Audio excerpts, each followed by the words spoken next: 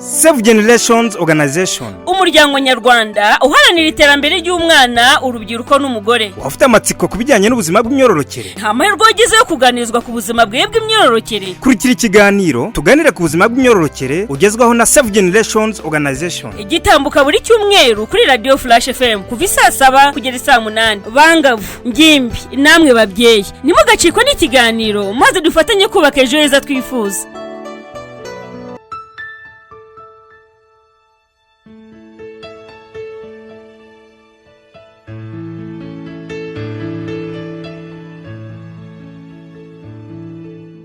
Reka twongere tukwifurize kugira icyumweru cyiza cyane wahisemo gukurikira Radio Flash FM, tukwifurize no gukomeza kunogerwa n'ibindi biganiro byose bitandukanye ugenda ukurikirana umunsi ku munsi. Tuguhaye ikaze mu kiganiro na Save Generations Organization igitambuka buri cyumweru kuva saa 7 kugera saa 8, aho tuganira ku buzima bw'imyororokere. Aho uherereye hose rero wowe twumvira ku mirongo yacu yose itandukanye, aho uherereye tuguhaye ikaze tuze kubana muri iki kiganiro aho tugiye kuganira ku buzima bw'imyororokere. Nitwa Fanny umutoni wase, ariko ntabwo ndi njyenyine, ndi kumwe n'abatumirwa. Ndabona ibumoso bwanjye hari umubyeyi. Mwiriwe neza? Mwiriwe. Watangira utwibwira? Murakoze. Amazina yanjye ni Letitsi ya byose n'Imana. Ndi umubyeyi uturutse mu karere ka Kamonyi urerera ku ishuri rya GS Ngamba. Urakoze cyane. Ndabona iruhande rwawe hari ndi umusaza rwose ushesha kanguhe. Watangira utwibwira nawe? Murakoze. Watangira utwibwira? Ye nitwa Kamari Medali. Naturutse mu karere ka Kamonyi murenge wa Rukoma. Ndi umubyeyi urera kuri GS Bugoba. Tuguhaye ikaze kuri mikoro za Radio Flash. Murakoze cyane. Ndabona iruhande rwawe hari undi. Mwiriwe neza? Mwiriwe cyane. Nawe twibwire nubwo uri umusangwa. Yego, nitwa Elise Ntivunwa, nkaba ndi umukozi wa Save Generations Organization. Tuguhaye ikaze kuri mikoro za Radio Flash.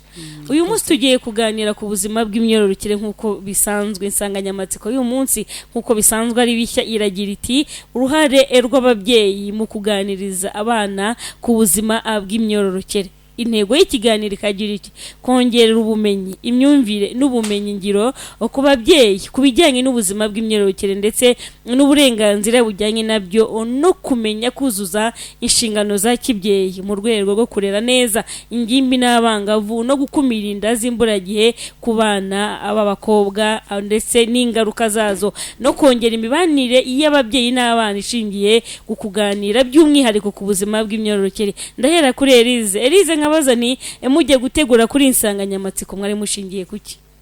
Urakoze cyane Fanny.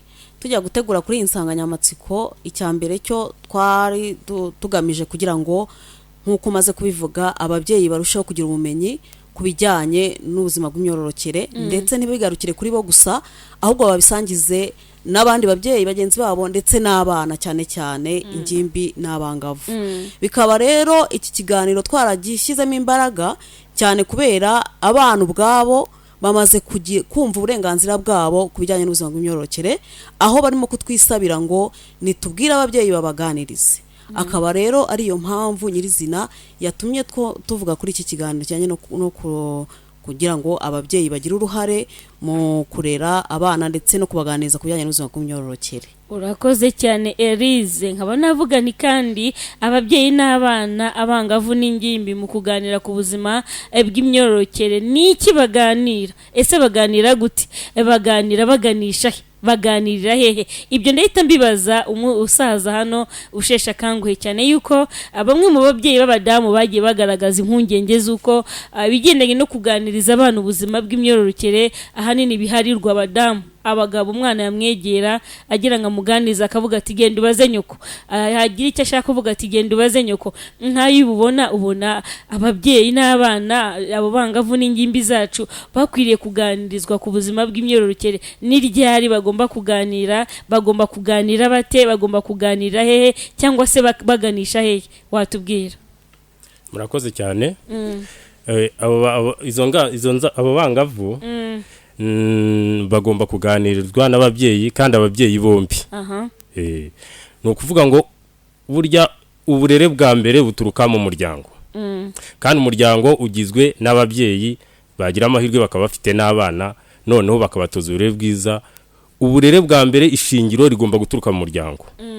Niyo mpamvu rero izo ngimbi n'abangavu ababyeyi bagomba kugira uruhare mu kubaganiriza, abangavu bakabaganiriza ukwabo n'ingimbi bakaziganiriza ukwabo bakurikije icyiciro barimo. noneho ni ubuhe buryo bwiza bwo kubaganiriza cyangwa se bwo gutegura ikiganiro n'ingimbi n'abangavu? Ese ni ubuhe? Ubundi se abangavu baganirizwa ukwabo nk'uko bivuze koko ni ngombwa ko baganirizwa ukwabo? Ingimbi se kuki zo zigomba kuba zaganirizwa ukwabo? Impamvu abangavu bashobora kuganiriza ukwabo cyangwa ingimbi zikaganirizwa ukwabo, ariko hakaba n'igihe ushobora kubahuriza hamwe ukabaganiriza ubereka imitego bashobora guhura nayo cyangwa ibyiza bategereje imbere kugira ngo dushobore kubaka neza u Rwanda twifuza imbere. Reka mite mbaza nka Elise mite nkubaza ni none ubuhe buryo bwiza bwo kuganiriza abana ndetse no gutegura ikiganiro? Urakoze cyane Fanny. Ubundi nk'ababyeyi uburyo bwiza bakoresha bwo kuganiriza abana, wenda mbere yuko navuga kuri ubwo buryo reka nsobanure wenda ni iyihe mpamvu ituma dukomeza kuvuga ku bijyanye no kuganiriza abana cyane cyane ingimbi n'abangavu kujyanye n'ubuzima bw'imyororokere. Impamvu nyirizina twavuga nuko dukurikije dushingiye ku kigero abangavu cyangwa se ingimbi ndetse n'urubyiruko muri rusange baba bagezemo, ni ikigero gikomeye cyane kiba kigenewe kwitabwaho mu buryo budasanzwe. Aho abenshi cyane cyane ababyeyi ndetse n'abandi bantu muri rusange ntibari kwita kuganiriza abana ku buzima bw'imyororokere, kandi mu by'ukuri dukurikije imyaka abo bana baba barimo bikwiriye yuko hari ubumenyi budasanzwe bagira cyane cyane bukora ku mitima yabo ndetse no ku buzima bw'imyororokere ndetse no ku marangamutima yayo tutayasize inyuma. Bikaba rero abantu benshi barimo kubiha uburemere, kandi ni ukuri ari cyo gihe cyari gikwiye kuba aba bana abangavu n'ingimbi ndetse n'urubyiruko bakagiza amakuru, cyane cyane ko baba barimo kugenda bakura habazamo impinduka zitandukanye z'imibiri yabo, bakenewe n'inama zihariye kuri izo mpinduka bagenda bagira, bityo bikabafasha kuba hagira uko bakitwara. Ngarutse rero ku kibazo warumbajije ni ubuhe buryo ababyeyi bashobora gukoresha kugira ngo baganire n'abana babo, icya mbere navuga ndakivuga nk'umubyeyi Fanny, unyemere nyivuge nk'umubyeyi. Nta kibazo rwose. Ndakivuga nk'umubyeyi. Uburyo bwiza bashobora gukoresha nk'uko nari maze kubivuga, abana baba barimo bagira impinduka. Izo mpinduka ntago bahinduka ku mibiri, ahubwo n'imitekerereze yabo irahinduka. Imitekerereze yayo y'ababyeyi batagize uruhare mu kuyiyobora neza, usanga abana abangavu ingimbi n'urubyiruko bahari ibyo bishoyemo bitewe n'uko batagize amakuru ahagije. Nkaba rero navuga ngo kimwe mu bimenyetso byerekana ko umwana yatangiye gukura hazamo kuba yakwivumbura ku babyeyi. Bikaba byatuma rero atabasha kumva umubyeyi ndetse akaba yamugira n'umwanzi we, bitabaye twabitangira mu maguru mashyashya. Ahangaha rero umubyeyi cyangwa se n'ababyeyi barimo kudukurikira, inama yo nabagira uburyo bwabaganira n'abana babo, ni byiza ko babanza kubagira inshuti, bakabana hafi na hafi n'abana babo kugira ngo n'icyo baganira cyose n'icyo bamubwira cyose abashe kucyumva. Ikindi navuga, ni byiza ko umubyeyi akwiriye kwita cyane kwegera abana babo, begera abana babo, bafata umwanya uhagije wo kuganira nabo, babumve, babatega amatwi, kuko iyo umwana abonye umubyeyi yamuteze amatwi biroroshye no kuba yakumva ibyo amubwira ndetse akaba yanaza ubwo akamubwira n'ibyo umubyeyi atamubajije. Ikindi wenda nshobora kuvuga cyiza cy'uburyo bwiza bwo kuganiriza abana no kubagira inama. Kubagira inama mu byo umwana yabohotse kukubwira kubera bwa bucuti waremye hagati yawe nawe, mugira inama ukurikije ibyo yakubwiye, utamukankamira, utamubwira nabi, ahubwo umugira inama utareba ku ntege nke ze, ahubwo urebe ku byo ashoboye, wubaka ubushobozi bwe. Bityo umwana rwose biroroshye Fanny kuba yakwisanzuraho, akaba yajya kubwira icyo ari cyo cyose yagizemo ikibazo. Icyo uvuze ni ukuri. Iyo ababyeyi bose bumvaga iki kiganiro bakabona yuko ari ngombwa yuko kuganira n'umwana biri mu nshingano ze, byaba byiza ndetse n'abana babasha kuba abajya babona ibyiza, byanabarinda kuba bajya mu bishuko bigiye bitandukanye. Ndabaza Elise mvuge ndi se kenshi usanga abana boherezwa kwa banyirasenge cyangwa se abandi bantu ngo babaganirize by'umwihariko ku buzima bwe bw'imyororokere, ariko bo ntibabikore. Ese ni akahe kamaro k'umwana w'umwangavu n'ingimbi kuganirizwa n'ababyeyi babo hagati ya papa ndetse na mama nk'uko umusaza yabitubwiye?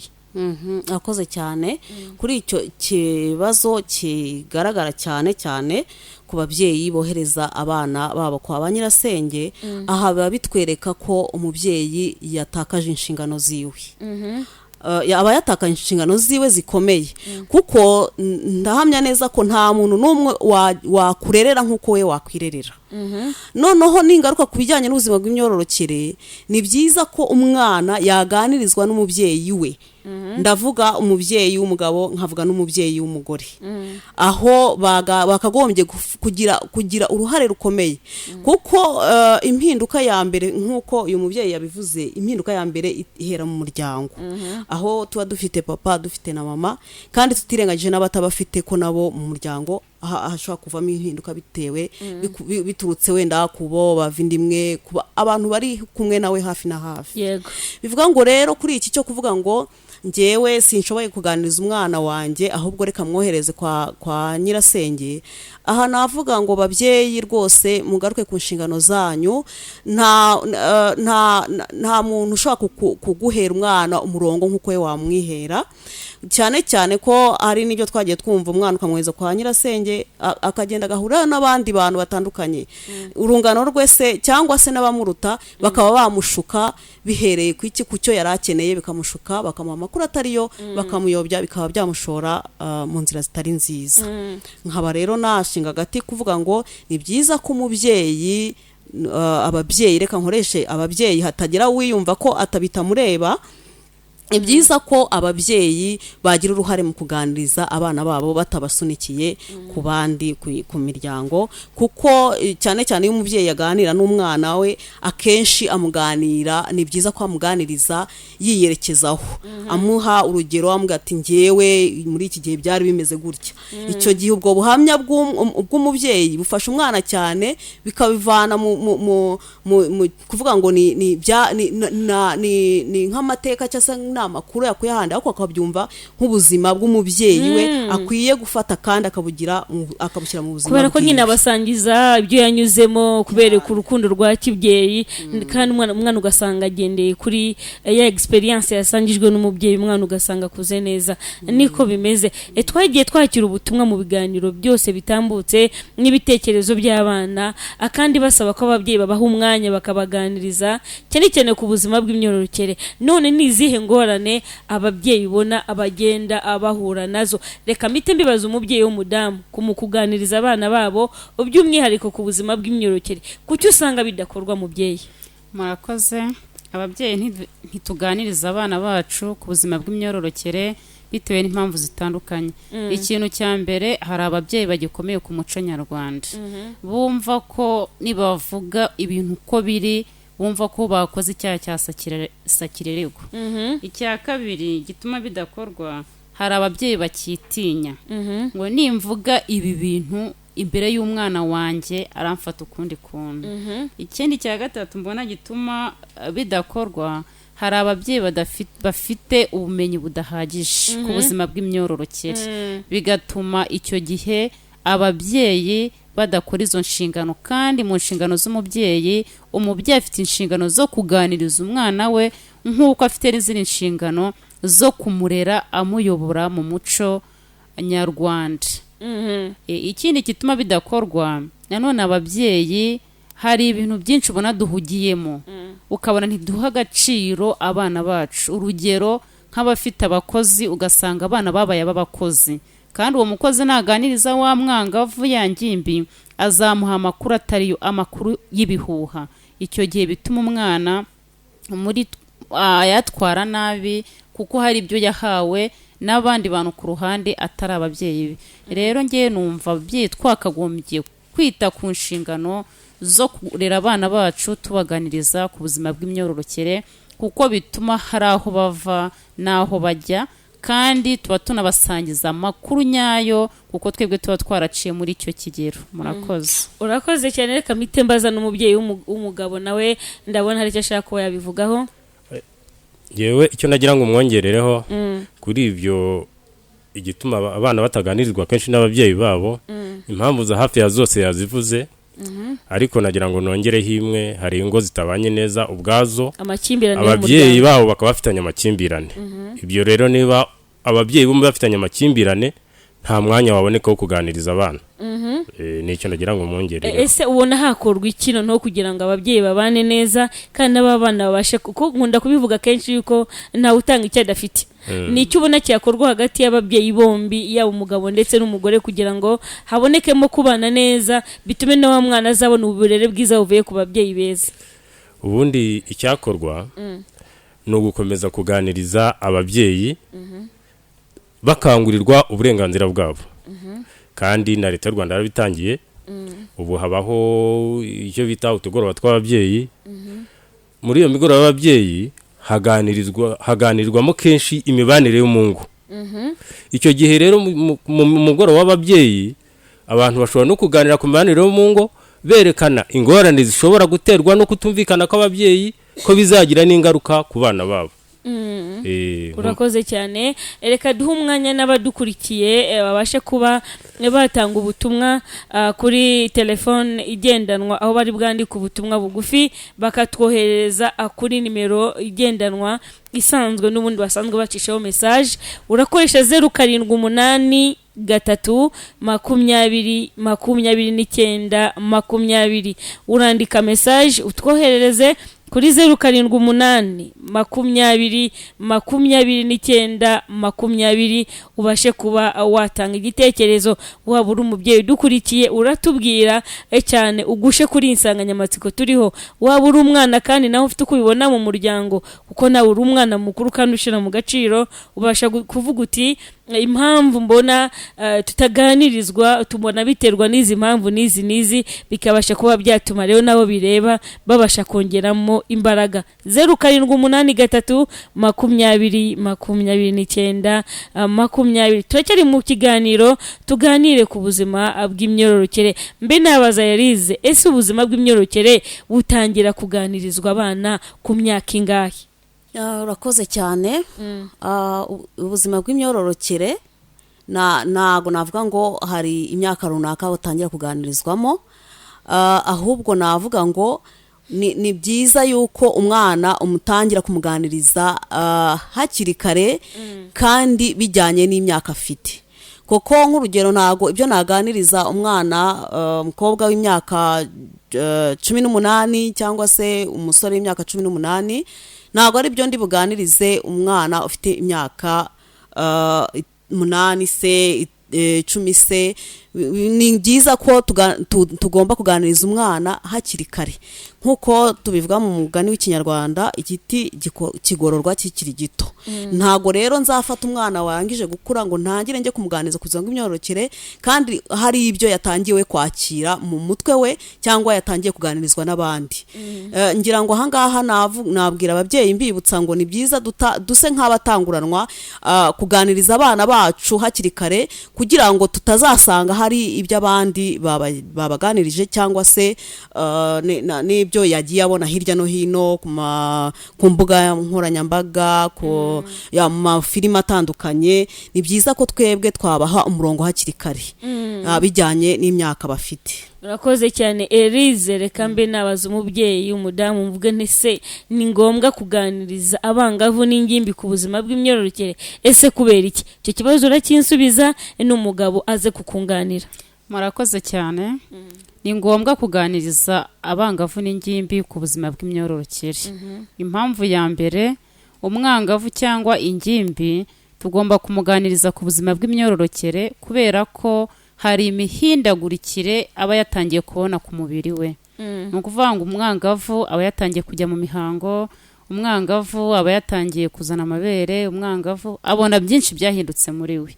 Ni ngombwa rero kumutegura hakiri kare kuri ubwo buzima bw'imyororokere, tukamuganirizaho ingimbi nawe hari ibyo aba yabonye batangiye kwiroteraho muri we aba yatangiye kugira agakungu k'abandi bana muri we atangira kumva atangiye gukunda igitsina gitandukanye nawe niba ari umuhungu arakunda umukobwa niba ari umukobwa arakunda umuhungu icyo gihe rero tutabaganirije hakiri kare hari igihe bagwa mu bishuko bitari ngombwa ni uburyo bwo kubategura ibyo bazahura nabyo mu gihe kiri imbere urakoze cyane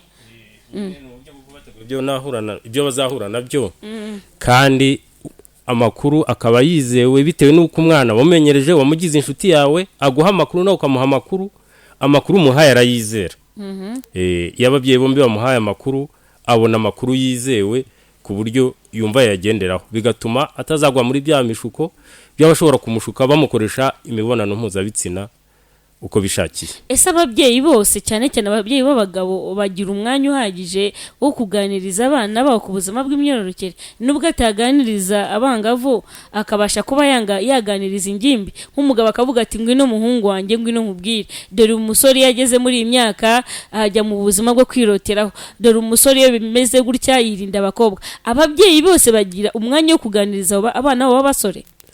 Ibyo ngibyo ababyeyi benshi ntago babikora kubera ko turacyatsimbaraye kuri wa muco wa kinyarwanda ko abantu batekerezaga ko abana bari kumwe na nyina, abana umurezi ni umugore akorera abana byose. Abagabo gasaba batabyitayeho bakigira muri shuguri zo kuvuga ngo nanjye nzamushakira imibereho nawe nyina nawe arabigisha mu rugo arabategura ibyo kurya hasigaye mwarimu nawe azabigisha. Ugasanga abantu bari muri icyo kigare hari ikiba kiburamo rero. Reka mbe nakubaza ni se umubyeyi w'umugabo yaganirije umusore cyangwa se umuhungu we ku bijyanye n'ubuzima bw'imyororokere buriya abayisha umuco? Ubundi uko amajyambere bagenda abantu bagenda bahumuka bagira ubwenge. Ibyo byagiye bigaragara kera babaga bazi ko umubyeyi w'umugore usibye n'umugabo naganira n'umukobwa akamubwira iby'imibonano mpuzabitsina akamubwira ibyo kujya mu mihango aba arimo kuvuga ibintu bitangombye bitari ngombwa. Ariko kugeza ubu ko abantu bagenda basobanukirwa bagenda bamenya ko ari ngombwa kugira ngo aganirize umwana nta kwica umuco ahubwo ari ukumuha uburere bwiza umwereka ibimutegereje biri imbere. Nkawe mubyeyi urerera umwana muri kiriya kigo Save Generations Organization ifitemo abafatanyabikorwa nkawe iyo urebye ubona icyo Save Generations irimo gukora nicyo ni igikorwa cya nyacyo cyo kuganiriza abana ku buzima bw'imyororokere. Ese mubona hari aho byabakuye nawe bimaze kubaganisha? Rwose nibyo. Ni byiza icyo gikorwa ni cyiza kuko naho ababyeyi batabikora nkuko twabivugaga aho Save Generation ihagereye ikahugura abana ikabateranyiriza no mu maklabu abana benshi bagiye batinyuka bakajya mu rugo ahubwo bakabiganiriza ababyeyi babo aribo. Ku buryo wumva rero icyo gikorwa ahubwo cyari gikeneye gikwiriye no gushyirwamo imbaraga kugira ngo nicyo wasaba ababyeyi babagabo badukurikiye aka kanya. Icyo nasaba ababyeyi babagabo ni ukugira ngo nabo bamenye ko bari muri gahunda yo kuganiriza abana babo, bamenye ko ari inshingano uko amuhahira amushakira iniforume yo kujya kwiga, uko amushakira amakaye, uko amushakira imutunga, ariko agomba no kumuganiriza ku buzima bwe bw'imyororokere kugira ngo ategure imbere heheza. Ndabona Eliza ari cyo ashaka kuba yakongeraho. Icyo nashaka kongeraho uyu mubyeyi Kamari avuze neza cyane ko uruhare rw'umubyeyi ntabwo ari urw'umubyeyi umwe rwose twakomeje kugenda tubigarukaho ni urw'ababyeyi ni urw'umugabo ni urw'umugore kuko umwana abakomoka kuri bo bose. Hanyuma rero wenda gatoya nse nusubiye inyuma ndashaka gusobanura ku kintu cyo kuganiriza ingimbi ndetse n'abangavu aho tuvuga se turabaganiriza umwe turamushyira ukwe ubwo ndashaka gutsindagira ibyo Kamari yahoze avuga. Ese abangavu turabashyira ukwabo ese ingimbi turazishyira ukwabo cyangwa turabaganiriza hamwe? Kuri iki rero kuba duteze amatwi nagira ngo wenda tubasobanuremo gake hari ibyo koko umwangavu aba yihariye ku ruhande rwe kuko niba ushaka kuganira n'umuntu kugira ngo akumve neza cyangwa se nawe abe yaguha ibitekerezo bye uko yiyumva ni byiza ko umushyira ahantu hiherereye aho yisanzuye hahandi muri washe guhuza urugwiro mukaganira neza umwana n'umubyeyi bakaba bahuza ndetse bikaba no ku ruhande narwo rw'ingimbi nabo bikaba byagenda gutyo ariko tutibagiwe ko hari n'ibyo bashobora kuba bahuriraho bombi.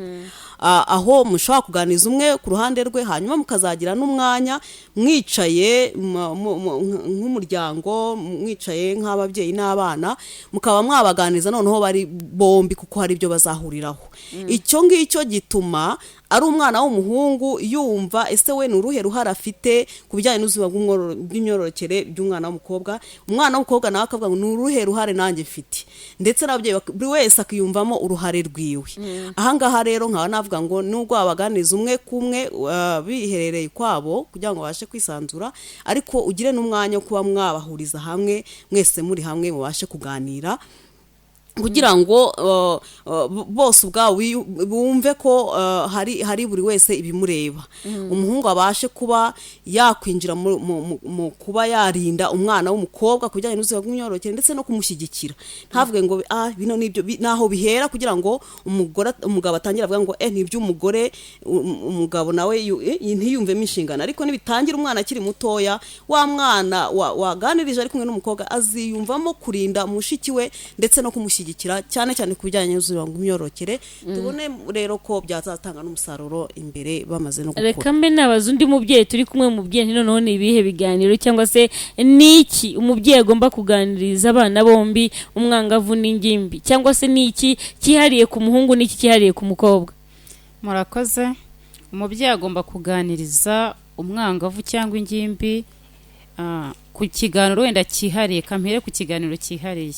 Umwangavu azaganirizwa urugero nk'igihe yagiye mu mihango. Niki azakora igihe yagiye mu mihango, kumwigisha imihango icyo ari cyo, ihindagurikire y'imihango, uko azitwara igihe ayirimo, uko azikorera isuku, kandi noneho muri we amuremera icyizere cy'uko atari ibintu bishyashya bibaye kuri we, ahubwo ari ubuzima bw'igitsina gore.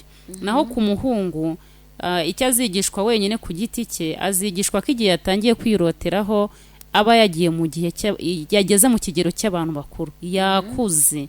Ni gute agomba kwitwara?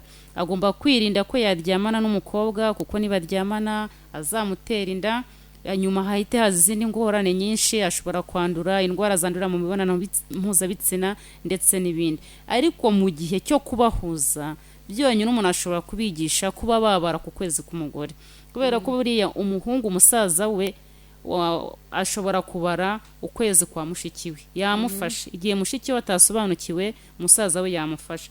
Cyangwa se igihe umukobwa hari ikindi kibazo yagize cyihariye, ashobora kubaza musaza we, kuko hari ibyo bigishijwe bari kumwe bigatuma mwungura ubumenyi kubyaza. Najya gutatira azamubwira ati wibuke ko twigishijwe bimeze gutya na gutya, aha hagenze gutya, kugira ngo udahure n'ibibazo bikugusha mu bishuko, bigatuma ubuzima bwawe buva ku murongo, bigatuma icyizere wari wifite utakigeraho, cyangwa ibyiza wari uteze imbere, amahirwe wari utegerejweho utazayabona. Urakoze cyane mubyeyi kubwo bisobanuro ugiye uduha.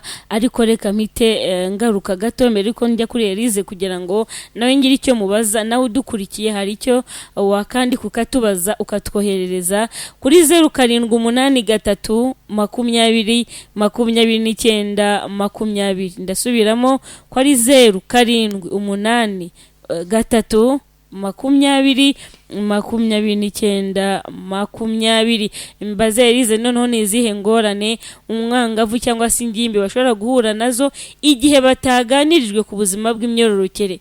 Haba navuga none wenda ukadusobanurira byimbitse. Urakoze cyane. Ngira ngo kuri iki kijyanye n'ingaruka umwana w'umukobwa se cyangwa se ingimbi atagize atagize amahirwe yo kuba yaganirizwa n'ababyeyi be cyangwa se n'undi muntu wizewe, habaho kutagira intego. Umwana utaganirijwe rwose ntagira intego. Kuko mu byo twabonye ni byiza ko umubyeyi atoza umwana kugira intego. Niba atabonye umwanya wo kuganira se n'umubyeyi we, cyangwa atabonye umwanya wo kuganira n'umuntu mukuru wamugira inama, umuntu mukuru ufite amakuru mazima ku bijyanye n'ubuzima bw'imyororokere, uwo mwana ntazagira intego rwose mu buzima bwe. Natagira intego, burya hari intego iraturinda cyane. Intego iraturinda, ituma tutajya mu byo ari byo byose.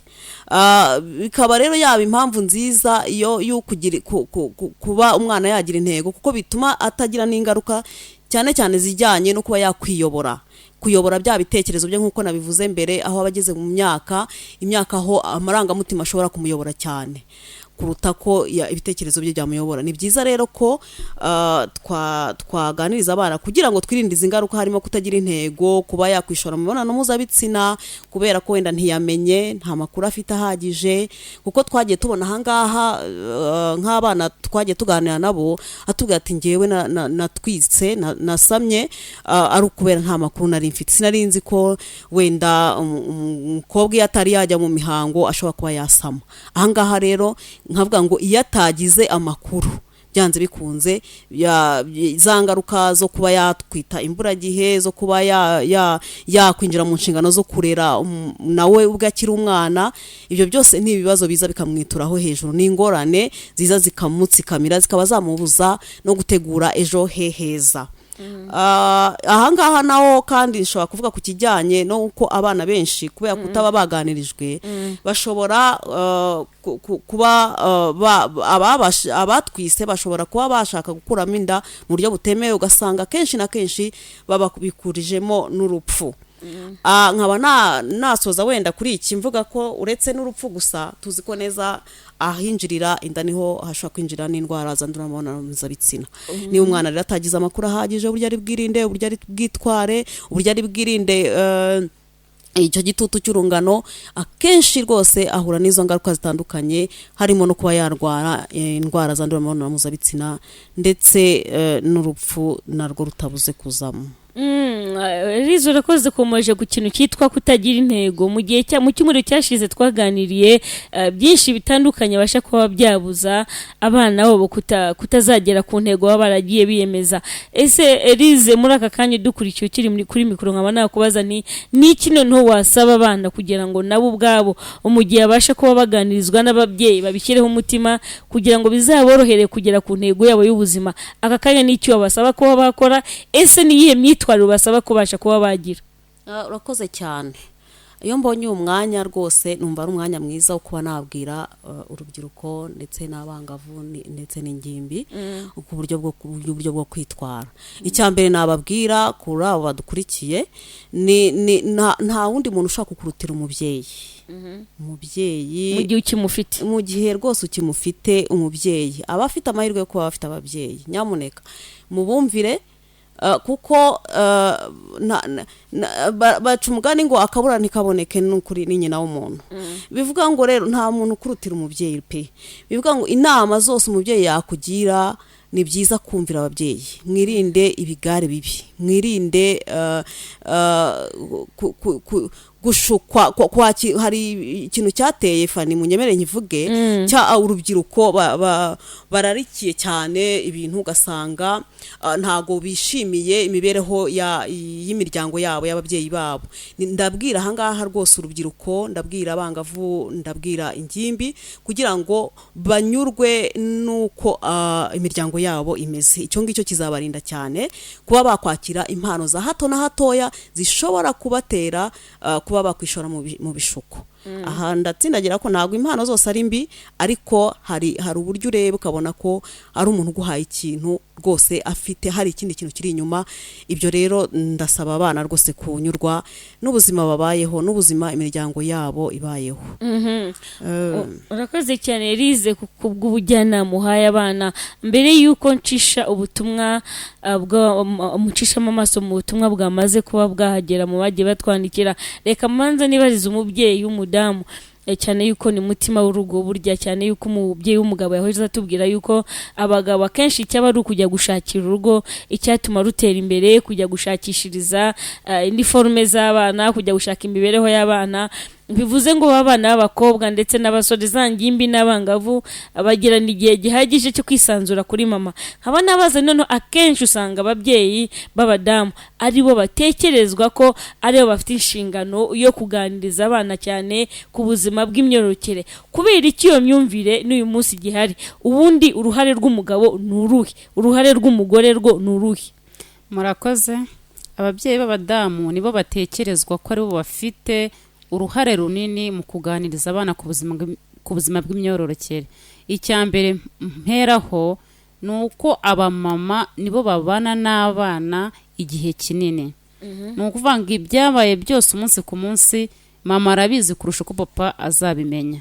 Kandi nanone abamama tugomba kubikora tunabyishimiye tunabikunze, twirinda ku cya gitutsi kivuga ngo ikigoryi ngo ni icy'umudamu, umwana mwiza wa papa, ngo kiriya kigoryi ngo ni icyanyine, igicucu ni icyanyine.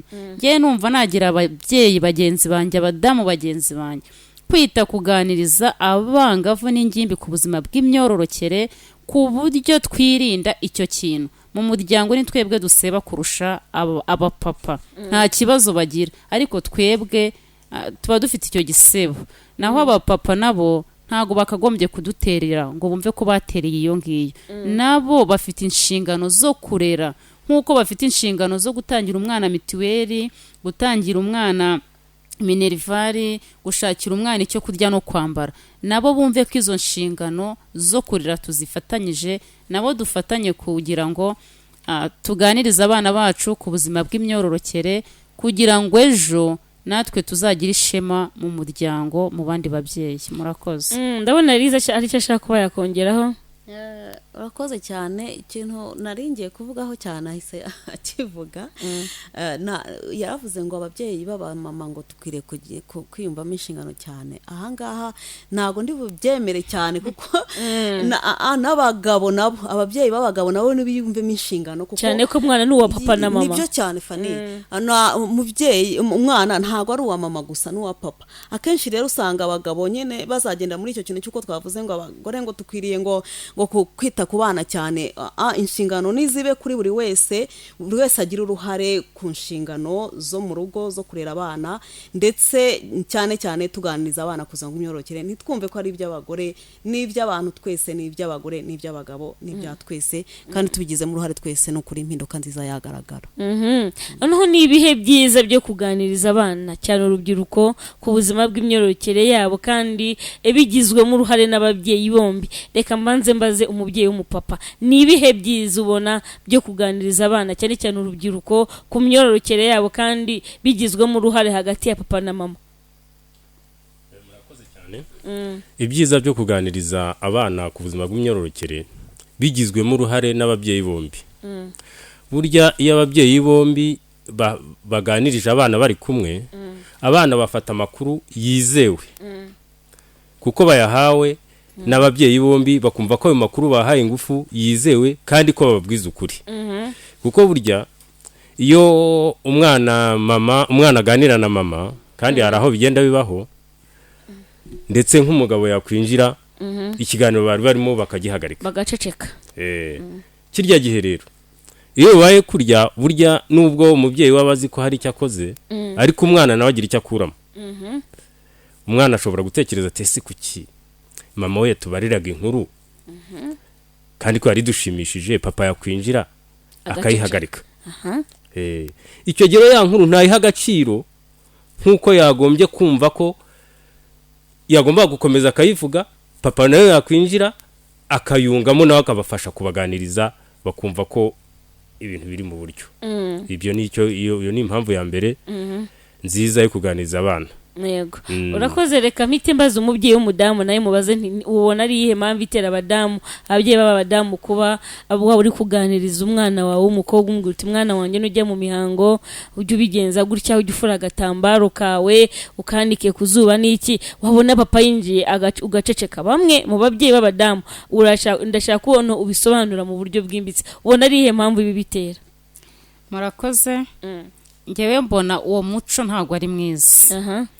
Twakagombye niba twumva abadamu turi kuganiriza abana bacu b'abakobwa ku buzima bw'imyororokere, amakuru tubahaye abana bumve ko ari impamo kandi ari ukuri. Na papa wabo nasanga turi kuyaganiraho, nawe adufashe yunge mu ryacu, amubwira ati mwana wanjye ibyo mama wawe avuze ni ukuri. Nujya mu mihango aka gatambaro uzagafure gutya, nujya mu mihango tuzi ko hari imihindagurikire, umwana w'umukobwa ajya mu mihango, hari abaribwa mu nda, hari abagira isesemi, hari abagira isereri. Ntuzabihishe ngo ujye kubibwira undi, ahubwo uzaze umbwire cyangwa ubwire mama kugira ngo turebe icyo gukora. Nge numva rero ku bwanjye ababyeyi tutakagombye guhisha ayo makuru twahaga abana b'abadamu, ahubwo tuyafatanye n'abapapa babo kugira ngo bose bumve ari ibintu byizewe, kuko turimo kubaremera icyizere cy'ejo hazaza. Hari ubushobozi turimo kuba, hari amakuru nyayo turimo kuba, kandi nawe azagenda akabwira mugenzi we ati mama wanjye turaganira, papa wanjye turaganira, hari ibyo yambwiye nawe mbikubwiye byakorohera cyangwa byagira naho bigufasha, bikuvana ahangaha bikakugeza ahandi hantu. Numva rero amakuru twakagombye kuba tutakagombye kuyahisha ba papa babo, ahubwo twakagombye kuyafatanya twese. Cyane yuko burya abana bombi, umwana n'uwa papa na mama, akuba kibafite, ariko kandi no kubabarera akumva yuko mu gihe umubyeyi ukurera nubwo yaba atari mama, ari tante na onkera, hari tonto na anti, niba bahari bose bagomba kugira uruhare mu kuganiriza abana bombi, ndetse kandi bakumva yuko icyo bazagiraho inama mushiki wabo umusaza wacyumva, igihe mushiki wazajya gutana ariko na musaza azavuga ati ariko ibuka ko tante yatubwiye ibi nibi, ibuka ko mama yatubwiye ibi nibi, bizagira umumaro rero kandi mu gihe cyabo, naho muzaba mudahari, naho abare bazaba badahari, nubwo bazarushaho kugenda abireberera. Reka ducishe amaso muri message zamaze kuhagera, abamaze kohereza message kuri 078 320 agize ati nitwa Sande, rwose murakoze kutugezaho izo nyigisho, urakoze. Ndagize ati nanjye mwaramfashije, mwaranganirije, kandi maze kubona ko araho maze kwigeza, urakoze. Agize ati kubera icyo umukozi ataganiriza, kuki umukozi ataganiriza umwana kandi baba babana akamugira inama, kuki umukozi ataganiriza umwana? Reka mbazerize. Kubera icyo umukozi wirirwanya umwana mu gihe papa na mama dahari ngo atamwisanzura ngo amuganirize? Urakoze cyane. Ahangaha rero ntago twavuga wenda ko abakozi, ahubwo twavuga ngo abakozi bakwiriye kuba nabo bakaganirije abana. Ubundi umukozi mwiza igihe bamusigiye umwana rwose ni icyizere gikomeye baba bamugiriye. Niba bamugiriye icyizere rero ari mu bantu nabo bakagombye gutanga umurongo ndetse n'uburere bw'umwana igihe umubyeyi yamusigiye umwana. Nkaba rero ahangaha navuga ngo rwose abakozi bajye birinda, bajye mu mwanya mwiza wo kuba barera umwana. Niba bakuhamagare kugira ngo uze urere umwana, izo nshingano rwose zikore neza, kuko nuzikora neza bizaba bibaye byiza, uzaba uhagaze neza mu mwanya wawe. Ariko ibi nanone ntago bikuraho rero inshingano z'umubyeyi. Ukuvuga ngo buri wese yakagombye kugira uruhare rwe. Ndakomeza gutinda ku ruhare rwa buri wese. Niba ari imiryango ibashe kugira abakozi, ese we mukozi gira uruhare rwawe rukwiriye. Igihe bagusigiye umwana muyobore mu nzira nziza, ube nawe wagatanga umusanzu wawe mu guha umurongo uwo mwana. Ababyeyi nabo igihe baziye witerera umukozi umwana, ahubwo nawe igihe uhageze injira mu nshingano zawe. Ntago rero rwose badukurikiye batwihangana, ntago twavuze ko umukozi atakagombye nawe guha umwana uburere, ahubwo bagafatikanyije bose kugira uruhare. Ni byiza cyane kuko buryo umukozi umwizeye ukamusigira umwana ngo amusigarane, ni ukuvuga yuko uba wizeye neza yuko uri buze ukamusanga. Ahubwo wa mukozi nawe agomba kwegera wa mubyeyi kugira ngo icyo atazi akimubaze, nawe naza guha umwana amakuru amuha amakuru yizewe, amuha amakuru nawe yahawe, amakuru afite ahava n'ahagana, kuko hari n'uwajya guha umwana amakuru kandi akamuha amakuru atariyo. Ati nitwaye ngenda haye Viateur, ndi mu mujyi wa Kigali, nibarizaga nk'abana batigeze baganirizwa wabafasha iki? Turabakunda cyane Flash FM, murakoze. Icyo mwafashwa n'ubundi Save Generations Organization irahari, kandi ino nimero mwanditseho ubutumwa bugufi nayo irahari, cyane ko mwanashyiriweho application.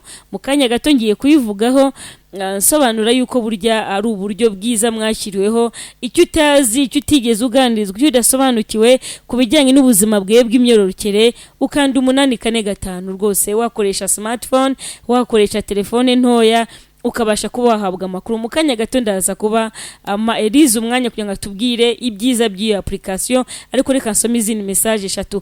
Ati abana b'iki gihe ntibakigirwa inama kuko ibyo babwira bihita bibereka yuko watandukiriye. Ntabwo ari bose, mu gihe hariho n'abemera mujye mubaganiriza.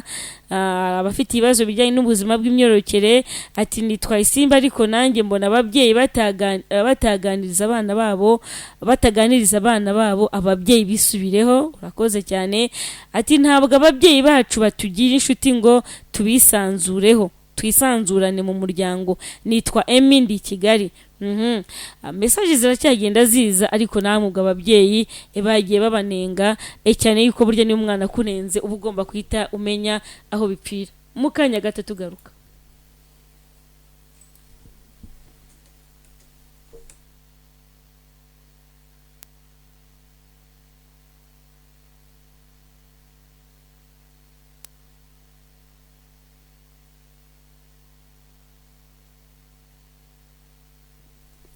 Ndabona ikoranabuhanga ritarimo radukunda, ariko turaza kubigerageza mu kanya gatoya. Twa tugiye kuvuga ku bigendanye n'iriya application. Elize wadusobanuriraho gato cyane kugira ngo tuze kuba tugaruka noneho tubumvisha ni gute bibasha kuba byagenda. Urakoze cyane Fanny. Ku bijyanye n'iriya application nk'uko wari umaze kubivuga, tujya kuyishyiraho twabonaga n'ukuri ko ikijyanye no kuganiriza abana ku buzima bw'imyororokere biri ngombwa. Nkatwe rero nka Save Generations Organization twashyizeho ubu buryo kugira ngo umwana abe yakwisanzura ubwe, kuko bisa nkaho umuntu abikora ashobora kubikora wiherereye ukumva amakuru wenda udashaka kumva ko abandi babona, kuko ubuzima bw'imyororokere ahangaha Fanny abantu bakunze kubyita ukundi kuntu, bakaba bavuga ngo ni ibishitani cyangwa iki. Ariko byibuze umwana, turengeye n'umwana aho atabashe kuba yaganizwa n'undi muntu, byibuze akanda akanyenyeri 845 abashe gukurikiza amabwiriza, hanyuma abone ibijyanye n'ubuzima bw'imyororokere.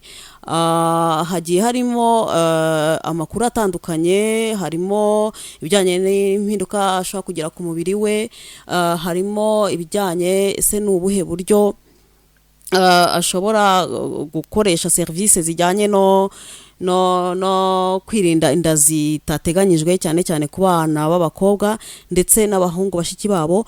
Iyo ukanze 845 rwose ukakurikiza amabwiriza, bagenda baguha amakuru ukeneye ku buzima bw'imyororokere. Niko bimeze, reka tubanze tubyumve, turaza kugaruka noneho mu kanya tubivugaho byimbitse. Ariko maze iminsi numva abantu bavuga iby'uburenganzira bw'abangavu, ariko sinsobanukirwa ko njya numva kenshi ijambo gender bivuga iki. Amahoro ntayo pe, iwanjye byacitse. Ndifuza gusobanukirwa ibijyanye n'ukwezi k'umugore. Banyarwandakazi, by'umwihariko abanyamuryango ba Save Generations Organization, urubyiruko namwe mwese muri rusange, dore uburyo bworoshye mwabonamo amakuru yizewe arimo n'ay'ubuzima bw'imyororokere. Koresha telefone yawe iyo ari yo yose, uhamagara 845, hitamo 2, wongere uhitemo 1, numara gukanda no kuri 3 ukurikiza amabwiriza uhasanga ubashe gusobanukirwa.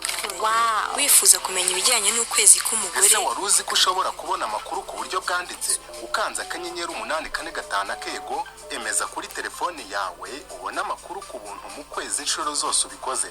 Nakwibutsa ko mu buryo bwo guhamagara uhamagara inshuro 8 mu kwezi ku buntu, wazirenza ugakatwa 37 gusa ku munota. Mwaramutse neza muga. Mwaramutse neza, tubahaye ikaze mu kigo cy'urubyiruko. Ubu butumwa mubugejejweho na Save Generations Organization, umuryango nyarwanda uharanira iterambere ry'umwana, urubyiruko n'umugore, ku nkunga ya Kivina ku bufatanye na UNAM, Réseau de Femmes, Rwanda Women Network. Ubu buryo bwakozwe na Vayamo Social Enterprise, busuzumwa n'ikigo cy'igihugu gishinzwe ubuzima RBC. Amakuru yizewe, ubuzima burambye. aha biroroshye cyane rero aba bandi bavugaga yuko nta makuru yimbitse bafite ku buzima bw'imyororokere, nizere ntashidikanya ko mwagiye mubona yuko mwatekerejweho aho babashyiriyeho ubwo buryo muzajya mukanda 845 umugahabwa 845 mugahabwa amakuru yimbitse ku bijyanye n'ubuzima bw'imyororokere. Abenshi bagiye bandika message bo bagiye bashimira, hariho n'abagiye bakoresha buriya buryo, ubwo nabo bagiye babona ko hari byinshi cyane byagiye bibamarira. Tugana ku musozo, Elise ndaguha akanya kugira ngo nawe ugire icyo usoza utubwira. yakoze cyane. Icyo wenda nakongeraho muri aka kanya no gukomeza gushishikariza n'ukuri ababyeyi ko kugira uruhare kuganiriza abana ingimbi abangavu ku bijyanye n'ubuzima bw'imyororokere. Ahangaha navuga cyane uburere buruta ubuvuki, kandi burya icyo ubibye nicyo usarura. Hari ibyo twifuza mu bana bacu, hari ibyo twifuza mu bakobwa, hari uko tubifuza ejo hazaza, hari icyo twifuza kuba sore muri ejo hazaza. Icyo rero babyeyi iki ni igihe cyiza cyo kugira ngo tubyubake.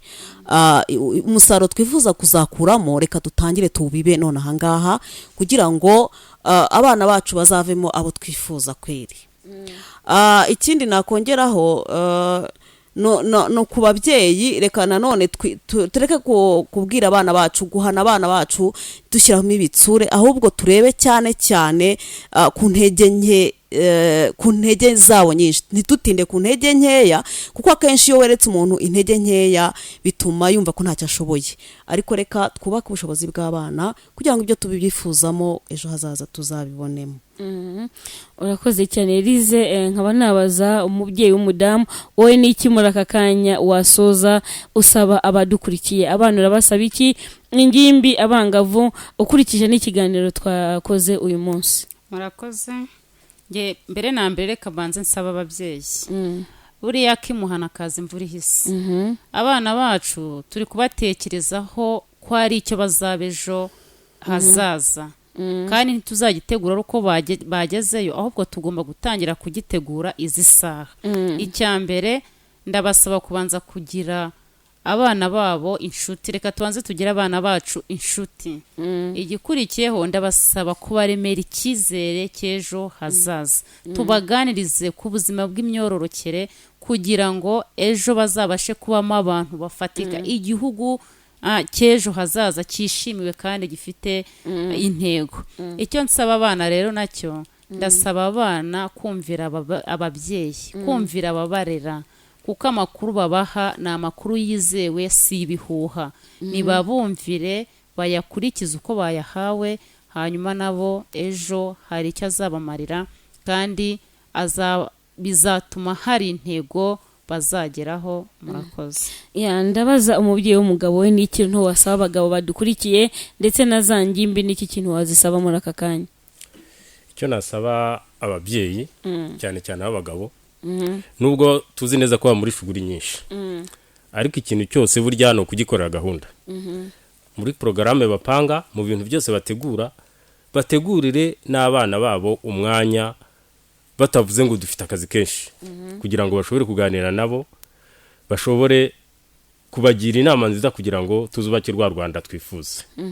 Ikindi nasaba abana ni ukugira ngo nabo bubaha ababyeyi, babatega amatwi, kuko nta wundi bazakuraho amakuru yizewe, nta n'undi muntu bakunda kurusha umubyeyi wabo.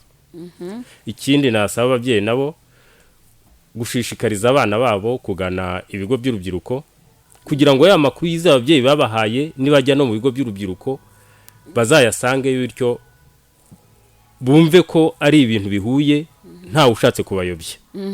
Nkaba navuga nti rero rwose byaba ari byiza turamutse dukoze gutyo, twazubaka umuryango mwiza, kuko babana bacu nibo twifuriza kuba ababyeyi bejo, kandi bakazaba ababyeyi beza nanone. Akandi kanya nsigaje ndagahaye Elise. Urakoze cyane. Ntago ndi bujye hirya y'ibyo bavuze, hari akantu nshaka kongeraho cyane gafite umumaro munini ku babyeyi. Muri iyi minsi hari ibikorwa twe tumaze iminsi bijyanye no gukora ubuvugizi abana gusubira mu mashuri. abana benshi rero amakuru tumaze kugira tumaze gukurikirana, hari abana bamwe ntabwo ari benshi ariko haracyarimo abana batagiye mu mashuri mu buryo butandukanye, ariko hari umwana twashe kuganira anyibwira neza ko igihe shatse kwegera umubyeyi we ntabwo yigeze ashaka kumwumva. Ahangaha nkabwira ababyeyi mwihanganire barera abana babo mu rukundo. Iyo uhaye umwana urukundo, urwo rukundo umuhaye nawe akunda abandi, hanyuma yakunda abandi bikazatuma noneho nk'uko bagenzi banjye bari bamaze kubivuga, tugira umuryango mwiza utekanye, tugira igihugu gitekanye, kandi dufite ari ababyeyi beza, dufite kandi n'abana twatoje bafite intego, dufite abana twatoje gufata ibyemezo bikwiye ku mibiri yabo. Nicyo ngicyo nashaka kongeraho. Save Generations Organization, umuryango nyarwanda uharanira iterambere ry'umwana, urubyiruko n'umugore. Wafite amatsiko kubijyanye n'ubuzima bw'imyororokere? Nta mahirwe wagize yo kuganirizwa ku buzima bw'imyororokere? Kurikira ikiganiro tuganire ku buzima bw'imyororokere ugezwaho na Save Generations Organization. Igitambuka buri cyumweru kuri Radio Flash FM kuva 7:00 kugera 8:00. Bangavu, ngimbi, namwe babyeyi, nimugacikwa n'ikiganiro maze dufatanye kubaka ejo heza twifuza.